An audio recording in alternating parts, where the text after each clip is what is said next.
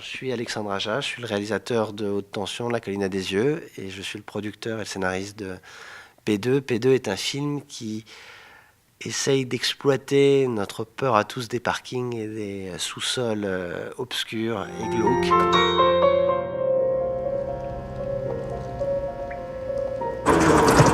Allez! Qu'est-ce que je vais faire?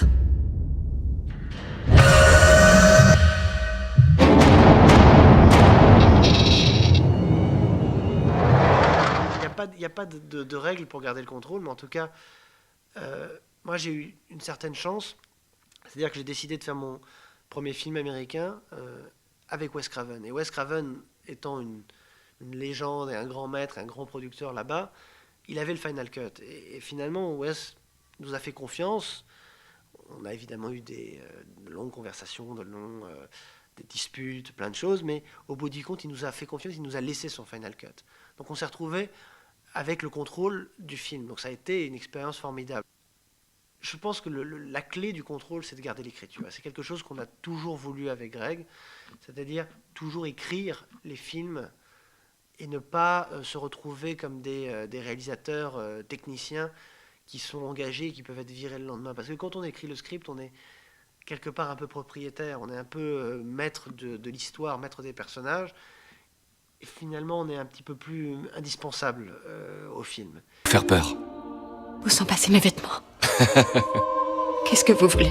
Vous savez combien de fois je vous ai vu sortir de ce parking? C'est étrange de me trouver avec vous. En fait, c'est formidable. On a fini le scénario. La Colline à des yeux venait de sortir, donc j'étais un peu dans une position de force en Amérique parce que le film avait été un énorme succès. Et j'ai obtenu d'avoir le Final Cut sur P2 et puis un financement qui était un financement certes modeste, mais conséquent, en tout cas assez pour faire ce film. Et donc on a vraiment décidé de faire le film qu'on avait envie de voir, qu'on avait envie d'aller jusqu'au bout, c'est-à-dire de prendre notre temps pour évoluer, de prendre notre temps pour créer cette tension et créer une évolution, et aussi bien aussi dans l'ironie. Quand on s'est retrouvé avec des salles entières de gens qui sursautaient et qui étaient vraiment morts de trouille à plein de moments, mais qui en même temps éclataient de rire quand Thomas lançait ses lignes, ils étaient un peu perdus, ils se disaient mais on comprend pas, c'est drôle, c'est pas drôle, et finalement c'est exactement ça. Pour moi, The Shining est un des films les plus marrants qui existent. Pareil pour Psychose. On veut me tuer, s'il vous plaît, aidez-moi!